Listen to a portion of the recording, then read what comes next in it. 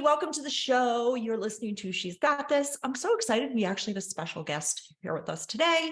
And if you are someone who has struggled with turning your passions into something that actually is a business and not just a hobby, especially if you're a creative, and I always say, like, most entrepreneurs, I think, consider themselves creatives, then you're going to love this conversation today. This conversation is with Miriam Schulman. She is a fabulous artist. And first of all, welcome to the show, Miriam. Thank you for being here. Oh, thanks so much for having me. This is going to be so much fun. Yeah. So I wanted to share a little bit about Miriam before we jump in. I've got lots of juicy questions for her.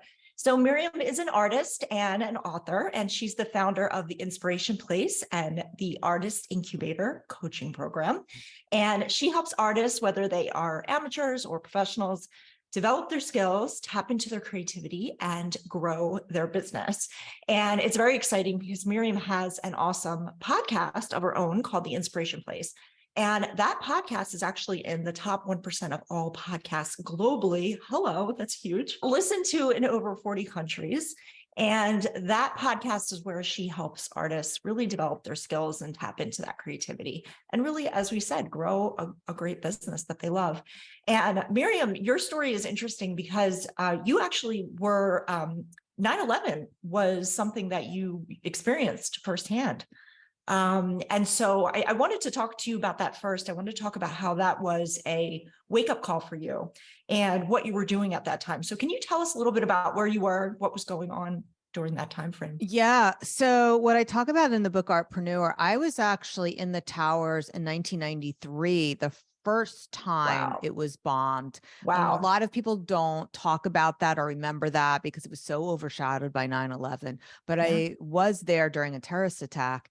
And we didn't know that it was a terrorist attack. This is before cell phones were really a thing, 1993. Yeah. And the power went out. My girlfriend and I were in the first floor cafeteria, and like good little employees that we were in our 20s. We like walked up 37 flights of stairs to return to our desks when we found out it was not just a power outage. It was a terrorist attack.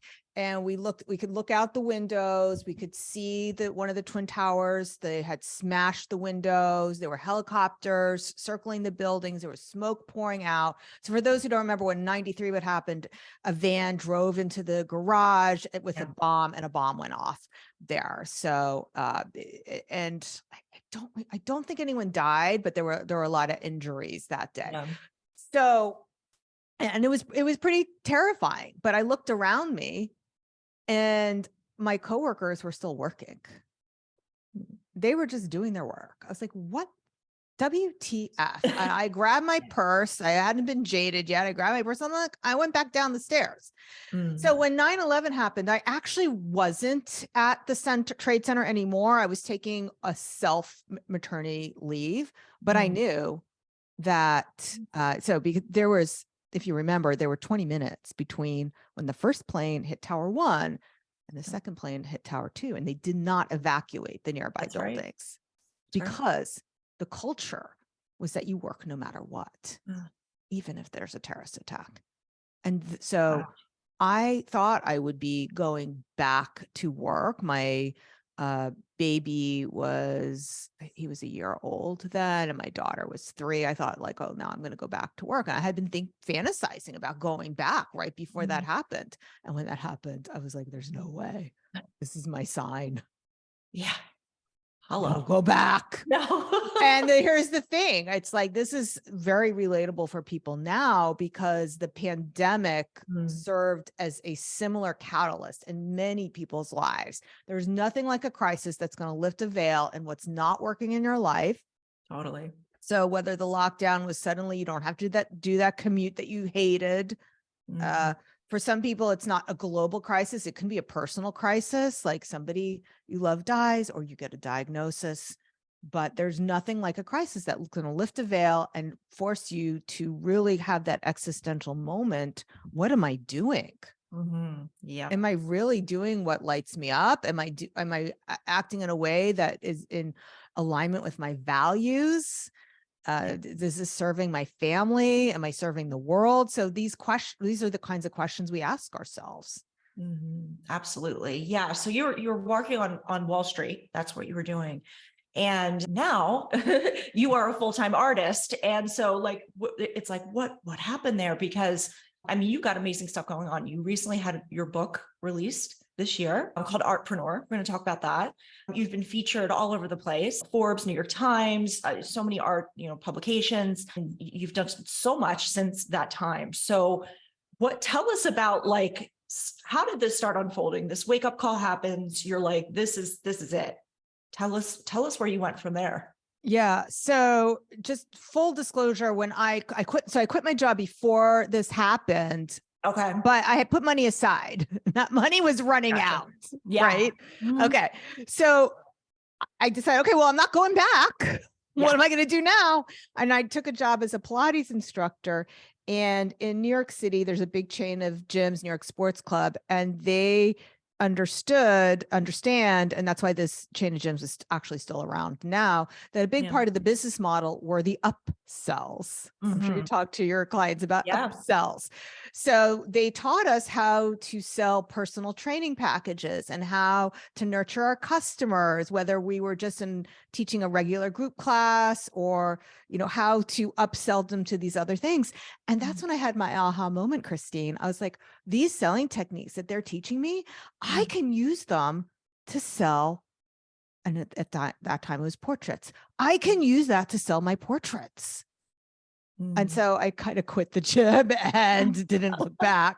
Yeah. Yeah. I mean, it's so funny. Like you realize that there's all these little, things that businesses do and, upsells and things, and you don't think about what that is. And then you're just like, oh, look what they're doing. Right. Because in the training materials they were giving me were not specific to gym. It was just like how to sell. Yeah. So I was like, okay, thank you for that. Now I can learn. So it's really that whole idea is that like selling is a skill. Yeah. And anyone can learn how to sell. Yeah. Yeah, absolutely. One of the things that I love that you talk about so much in your book is this idea that, especially with artists, there's such a mindset.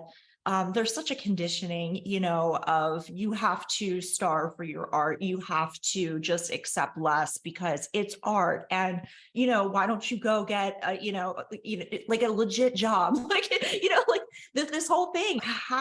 So you had that sort of awakening around selling and I can do this for myself, but like, how did that play into your path? This whole idea of like the conditioning or what people say about artists and what they can do. So I was so determined then, and I still am. And if you are just interested in doing something like a side hustle, you'll do what's convenient. Oh yeah. But if you are fully committed, you will do whatever it takes. And I was fully committed to not going back to Wall Street. Right. So I had something to prove. Like I had to, overcome a lot. Now, what I talk about in the book, Artpreneur, now all entrepreneurs have all the things that I talk about. It's just with artists, there's the additional layer, Christine, that you already mentioned, that like art, like, and I had drank the Kool-Aid as well. Like, artists don't make money. It's not a real job. And then as women, we also have another layer as well. And that conditioning layer is that we're taught to be small, play small, not take up space, cross your legs, don't take up too much room on the subway, be skinny, don't take up too much space, don't take up. And so all that conditioning means we're not taking up space with our jobs. We're not taking up space with our message. We're playing quiet. We're playing it small. We have this little job and it's a little jobby and it's a side hustle. And we put ourselves on the back burner because we're wrong for wanting things. So I knew that in addition to showing artists how they can make money out of their creativity in Artpreneur, I also had to help them overcome all this conditioning, whether it's just because they're an artist or they're part of a marginalized identity, because this is doubly true if you are a woman of color, that it's like you've been taught it's not safe to be loud and take up space. So there's all this you have to overcome. So that's why throughout the book, in addition to giving the strategies, I also give the mindset work to complement it, because I know that if you don't have the right beliefs in place, you will self-sabotage. You will Yeah. think this won't work for me because ... Yeah, absolutely. It's so interesting because I remember like when I first started my business way back, like I started out of the recession in 2009. Like I had just like started like putzing around on social media, like on Twitter. And I was like seeing all these women with their own businesses. And I was like, oh my God, like, what are they doing? This is a whole other world I didn't know about. And I just remember like, as I started exploring this idea of owning my own business, like just people in my life saying things and like women saying things, like, for example, my ex mother-in-law who, God love her, but she was like, what are you doing? Thinking about like, what do you mean you're going to have a business on the internet? And she was a school nurse. So she was like, you should work in education, get the summers off and have a good pension. I'm like, that is fabulous. I'd love that for you.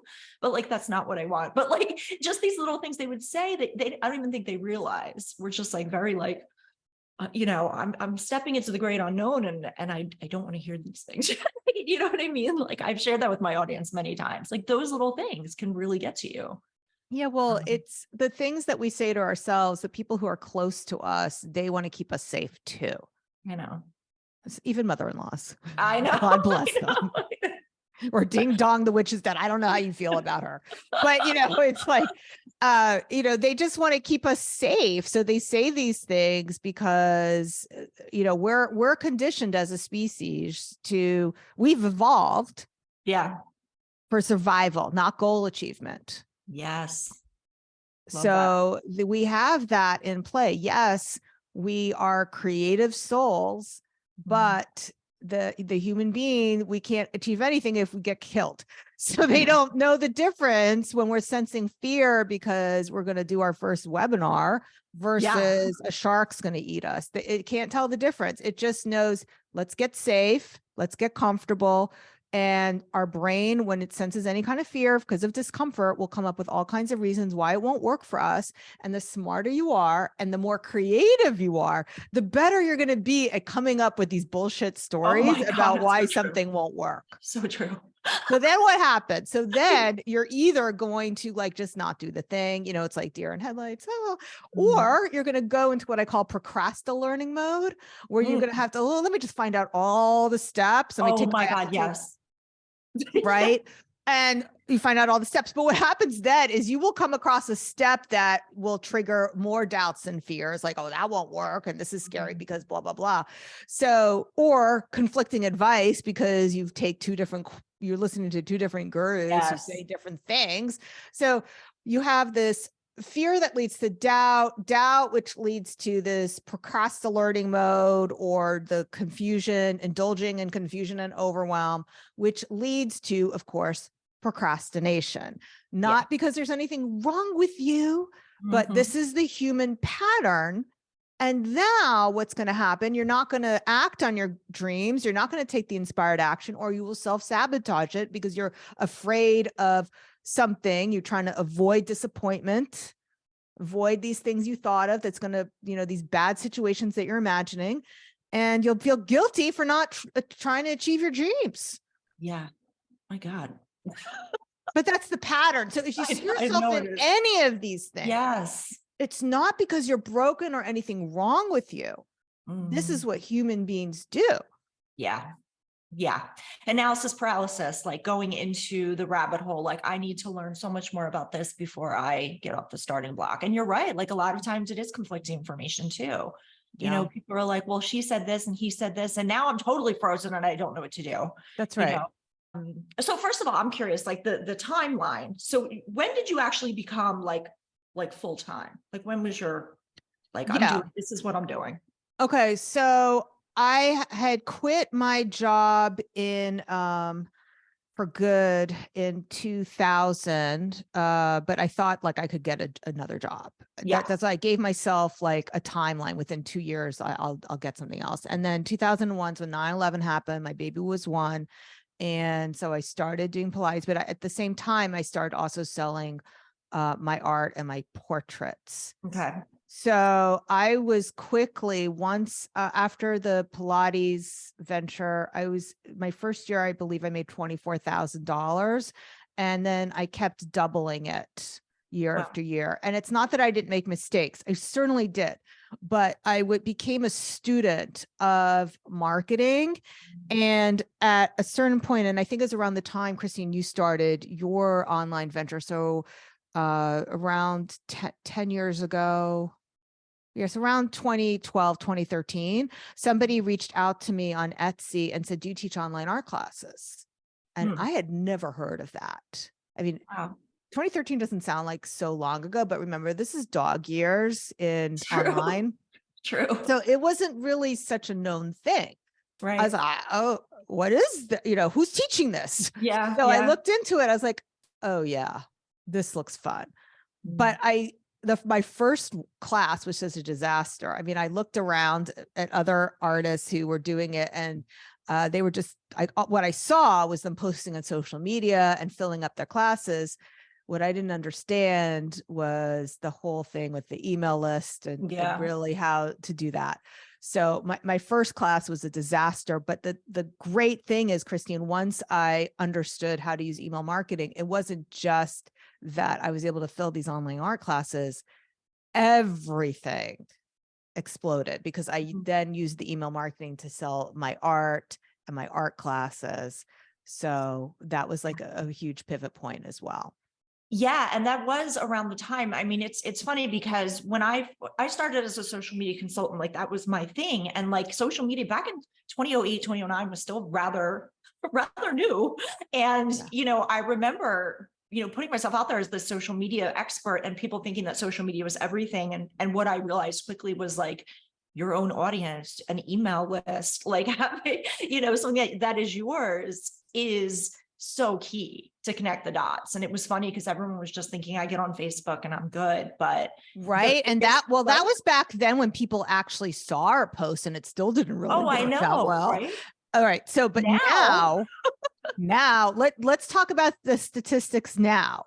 Yes, please. So when I handed in my first manuscript to HarperCollins, one of the editors, she ripped it to shreds. Oh my and goodness. she did not like that I did not put an emphasis on social media. She thought that was a disconnect. And that's when I understood, okay, it's not that I need to talk more about social media. It's that I didn't make the case strong enough why these traditional marketing techniques work better than social media. Because she thought like I was a dinosaur. Like, and I can just imagine this woman saying, "Oh, she actually wrote this in the comments." But I never met her, so I just imagine her mean voice. Yeah. She's in her 50s and she's old fashioned. That's what she actually said. I was like, oh, this woman's such a bitch. Are we allowed to curse on your show? Or are you bleeping all this out? Totally good.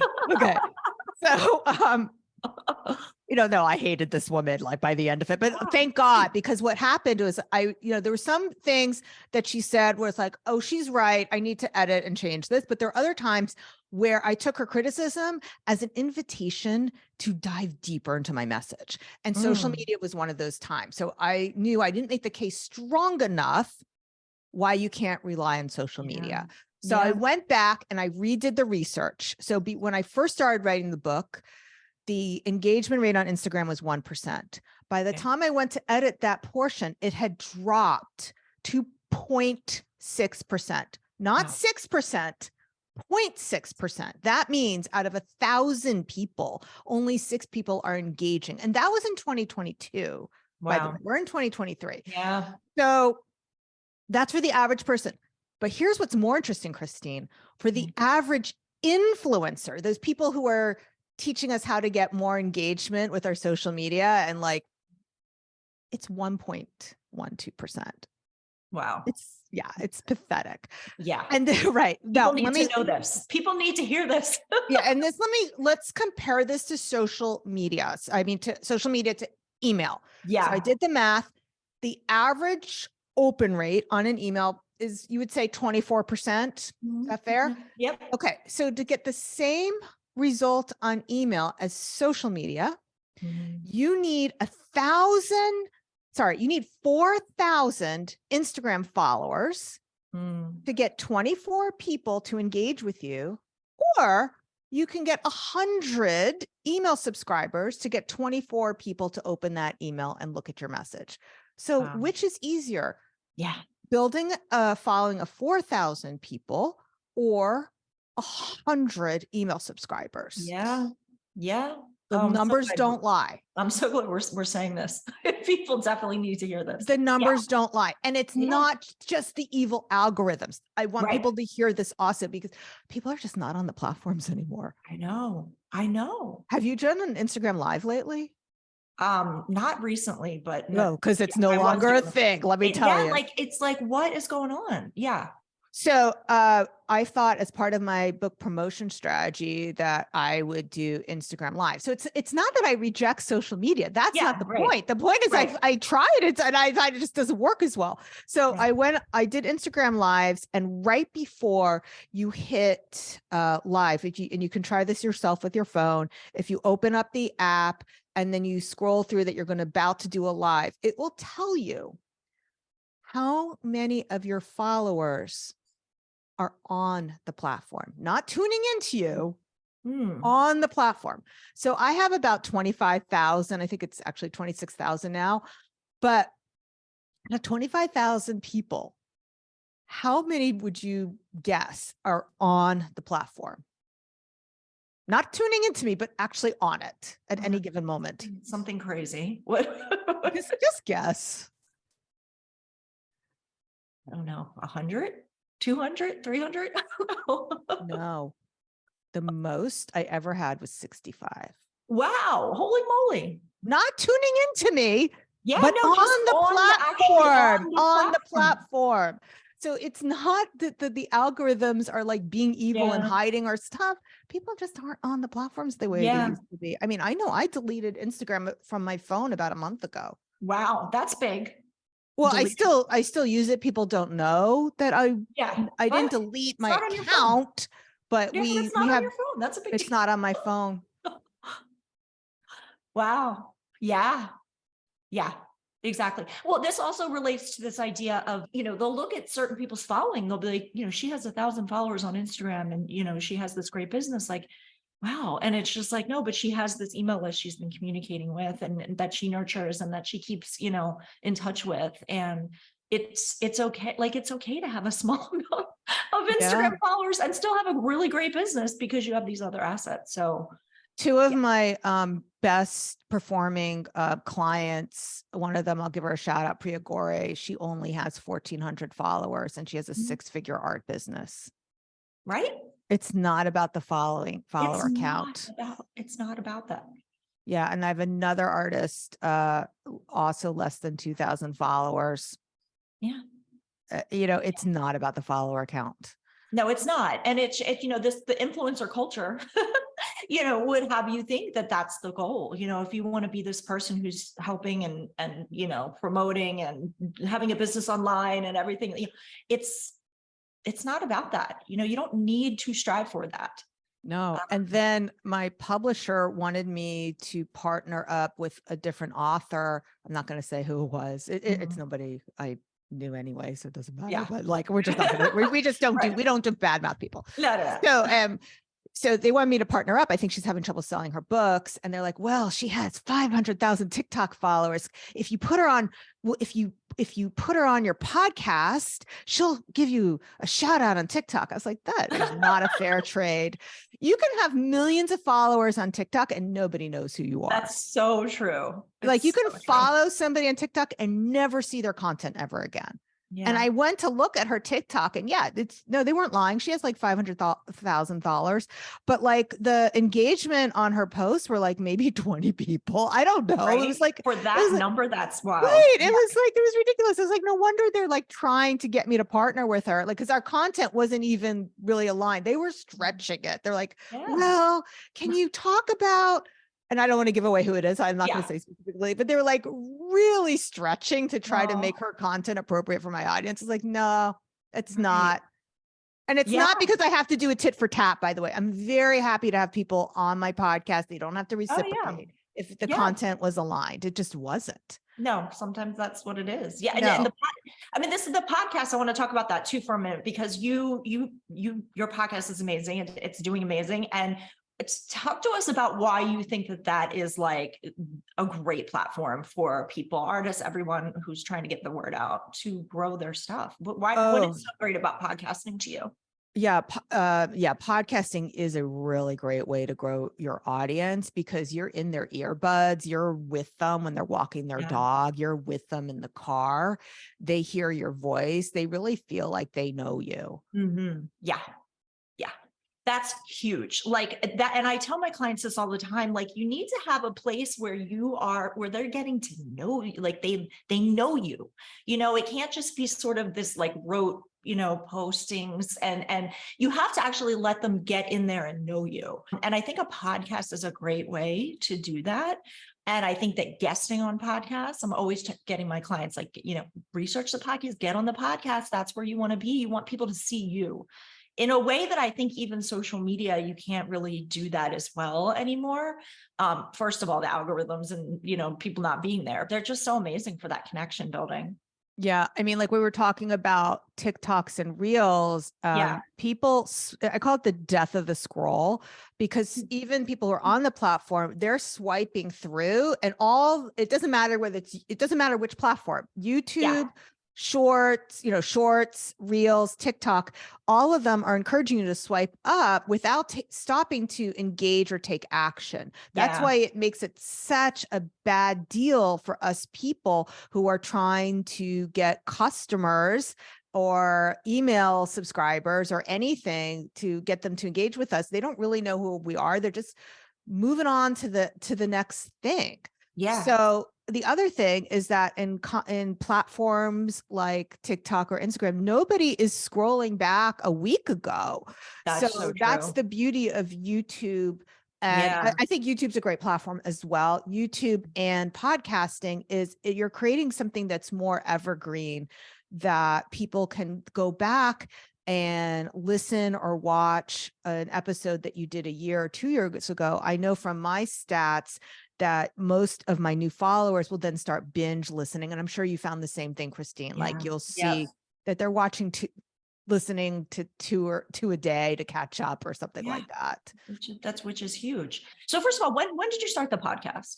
I started it in 2018 and I had a vision for where I wanted to go with it. And at the time I was not coaching other artists. Okay. I was teaching online classes on how to paint and how to do techniques. And I surveyed my audience, and my audience told me that they weren't interested in business. They were interested in techniques. And I went to my business coach, who at the time was Jason Van Orden. I said, what do I do about this? And he says, well, with podcasting, you can build the new audience that you want, which is what I did. Like I really wanted to talk about business and marketing. This is what I really was passionate about sharing. So it was kind of like that field of dreams. If you build it, will come. I'm not saying that I don't not to market and just manifest. That's not what I'm saying at all. In terms of the audience, I built that first. And then people naturally started reaching out to me and say, do you coach? And then I was like, well, yes, of course I do. And that's when I started coaching. So the coaching happened within a year of starting the podcast. My existing audience was not interested. Okay. So, and I still have some of those people on my list. Like I have about 25,000 email subscribers, and about half of them are not really that engaged with my business stuff, but they still follow me. They still listen to the podcast. So it's okay. So what do you think it is that's gotten you to, this top 1%? That's amazing. What do you think is the biggest thing or factors? Great question. So, I was going to go to She Podcast at the end of this month and they canceled it. Are you part of that? No. I've heard of it. Yeah. But so anyway, I will be doing, I think, a virtual, this is coming out soon, right? So my talking about this is still timely. So I think they're still doing a virtual version, and I will be sharing secrets of the top 1%, but I will share them right now. Don't worry. It's not like I'm saying, because I don't make money off of the waiting. One of the things that is really important is that relationship building. So one of the reasons I initially decided to work with Jason was because he had big network of people. And Yeah. I knew that to build my business, I needed a bigger network. I'm sure, Christine, you've talked about how your network is your net worth. That's not new to this audience, right? Yeah, absolutely not. Yeah. So podcast is a great, and YouTube. So we're going to say both platforms. When you Yeah. interview people, it's a great way to form a relationship with them. And those relationships have helped my business and helped my career. But what I did was I used each person I was able to get onto the podcast as a ladder to get a, I hate to use the word better when we're talking about humans, but Yeah. it's like maybe a more influential guest. Okay, if that makes sense. Yeah, it makes sense. Right. And it's kind of like high school. It's like, well, she and he were on my podcast. I was like, Right. So yeah, like, Amy Porterfield's on my podcast, so like, don't you want to be on my podcast? So it becomes easier as it goes. And you give the guests a really good experience. So do you want to hear some, or do you have a lot of podcasters in your audience, or? I do. Yeah, absolutely. Okay. So one of the things that I do in terms of giving them a really good experience is I make sure in their intake, and I know you did this as well, Christine, is you want to know what it is that they want to get out of the podcast, and you make sure you give it to them. Yeah. So whatever it is they're promoting, don't wait until the end where you say, how can people find you? It's you start talking about that in the introduction. So people relax. They relax into the interview because they're not worried about getting in their talking points. So in the introduction, and I will read the whole introduction in front of them. Yeah. Because then they're like, oh, wow. Okay. She positioned me. Yes. And when you position them as an expert without trying to make you the expert, do you ever listen to wanky podcast episodes where the host does that? Yeah. They're afraid to let the other person shine. Yeah. It's like, hello. You've been interviewed by people like that? Yeah. Yeah, I know. Yeah. Or they'll ask me a question and they want to say the answer before I answer it. And they'll be like, well, actually that's wrong. Right. So you're giving your guests an amazing experience. They will want to share it. Yeah. So I mentioned Amy Porterfield. She goes on a lot of podcasts, but after she was on my podcast the first time, she shared that with her groups. Yeah. Because you give somebody an experience where they feel like this is like an infomercial for them, they will share it. Absolutely. And that builds your podcast. Yeah. Yeah. That's huge. Thank you for that. That's gems, really. Like, people in my audience are all different places. Some of them are just starting. Some of them have had podcasts forever, but like, it's always important to rehear this message about like the connections and the relationships, and, really looking at that as, and I love that you're just like, Amy Porterfield, she's like this huge name, but like, my people sometimes worry, like, how could I ever like be connected to anybody that's like a bigger name, or how could I get in front? And I'm just like, so let's answer that question now. Can we please? Because yes. So when somebody has a book coming out, it is much easier to get them on the podcast, on your podcast, even if you have a small podcast. Yeah. So that is how I got Todd Herman on, is that he had his book coming out. Now I know Amy, when she had her book coming out, she was really lowering her standard. That's a terrible way of putting it. But like, she was very careful in the beginning about what opportunity she was taking on. Sure. When you're promoting a book, you are much more open to being on podcast. So that's the best time to get somebody on your podcast, is when they're promoting a book. So that's number one. Number two, if you are their student and you can show them how you're going to basically be highlighting your work with them as a case study, that is huge for them. Yeah. So when I invited Amy Porterfield, there was two angles that I went with to get her onto the show, because her book wasn't out back then. The first time I had her on, I want to say that was I know exactly when it was. It was early 2020, because it was the pandemic. I knew that I have an artist audience, which is a market that she may not have tapped into. So having an unusual niche, you can say, listen, I can give you a new vertical. Okay. So Yeah. if you have a specific niche that maybe they don't have yet, that is very attractive. And the other thing is I wanted to talk about my success of working with her. That was very attractive to her as well. So Yeah. those two things made it very attractive for her to become on Yeah. my podcast. And that's what I'm always looking at, is when you are pitching yourself to other people, you need to know what is in it for them. And even if you're inviting somebody as a guest, what's in it for them? So ask Yeah. yourself, what's in it for them? If you can answer that question, it's much easier to get them on your show. Absolutely. And it's the same thing with, anything you talk about with collaborations, joint ventures. I'm always teaching my clients about like, what is in it for them. It's not Yes. about like, what can I get? What can I get? It's like, how can I, elevate them and help them out? It goes such a long way.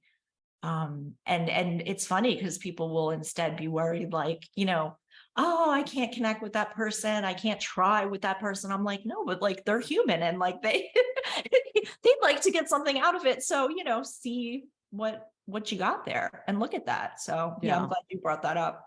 This is something I ask entrepreneurs a lot. And I know that people still wonder this, no matter what level an entrepreneur is at. What is like a typical day for you? Like, what does it look like in your work? I mean, obviously the pandemic has been crazy and like everything got all nuts and people's days look different, but like as of now, 2023, what does it look like for you?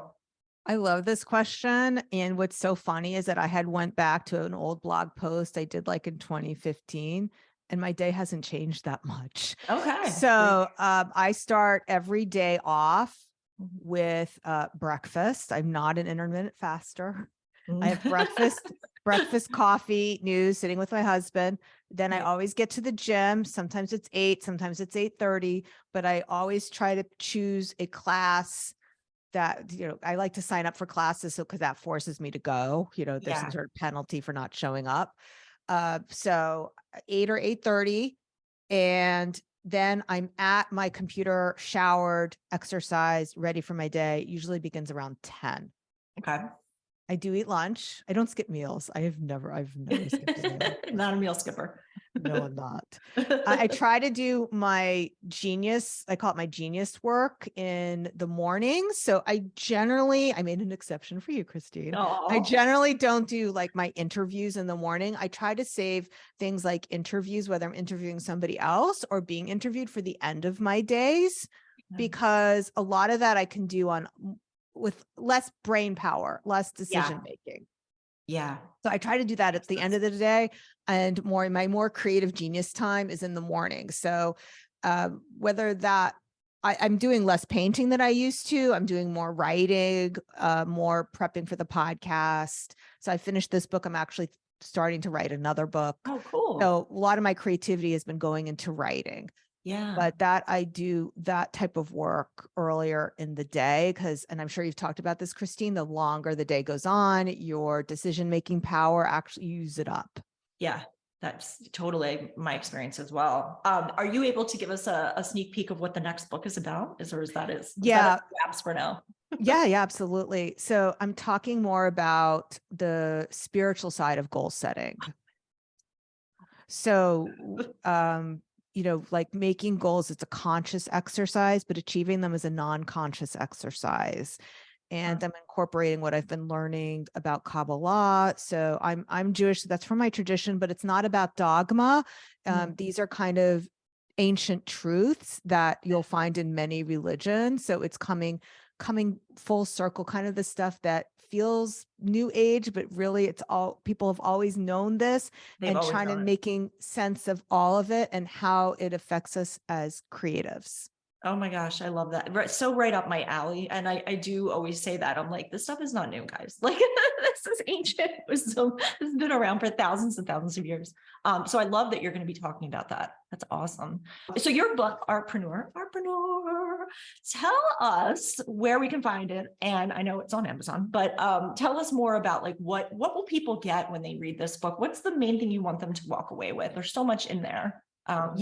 So I have a free chapter for your listeners. If you go to schulmanart.com. Schulman is spelled like school, SCH, schulmanart.com/believe. Or Beautiful. if you DM me if you haven't deleted your Instagram account, if you DM me with the word believe, I will also hook you up with chapter 1. Chapter 1 is Nice. choose to believe. Oh, perfect. So your beliefs, so we talked about this already. You have your thoughts, and if you don't have that right, if you have negative thoughts, you're going to sabotage yourself. So you need to choose to believe those right things. So that is why I start with chapter 1 is choose to believe. So they can get that for free. And of course, if they liked what they heard today, they can also come listen to me on the Inspiration Plays podcast. I love that. And I just want to say, I was looking at some of the things that you had written, and I love the fact that you talk about distortions, thought distortions. I think that's so important, because I feel like that's always been my core thing is with my anxieties. It's like, what are my thoughts actually saying and telling me? And why is this so messed up? And I love that you go into like, this is how you can change that. Like simple things like that. So yes, there's like lots of great practical stuff in the book as well. So everybody go check out Artpreneur. Miriam, thank you for being here. Thank you for sharing your wisdom with our listeners, and everybody go check out Miriam's book, check out her, good stuff that she's up to. And we're excited about your new book coming out. So, okay. Well, it'll be a few years. Writing well, a book is we're like waiting patiently. It's like, it's a process. Writing a book is like being pregnant with an elephant, and elephants are pregnant for 22 months. So. That's a long time. It's a long time with a painful labor. Yes. And then you have a baby elephant to raise at the end of it. So, right. Thank you so much. Anything else to share before we go? Any last words to leave with our listeners? Yeah. So we talked about my first chapter, Choose to Believe. I'm going to end with what I talk about in my last chapter, which is keep marching forward. And we did talk about this a lot today, about that relentless commitment. Yeah. So you need to keep taking inspired action. You hear conflicting advice, try something, see if it works. Yeah. Keep taking that daily action, putting one foot in front of the other, not marching in place, and not blaming your boots. It's not the economy. Oh my gosh, I love it. Yes. So don't blame your boots. Just keep taking one foot in front of the other. You will get there. Yes. Thank you for that. Huge. All right, Miriam, thank you for being with us. Everybody check out Miriam's stuff, and everybody, I'll see you on our next episode. Bye-bye.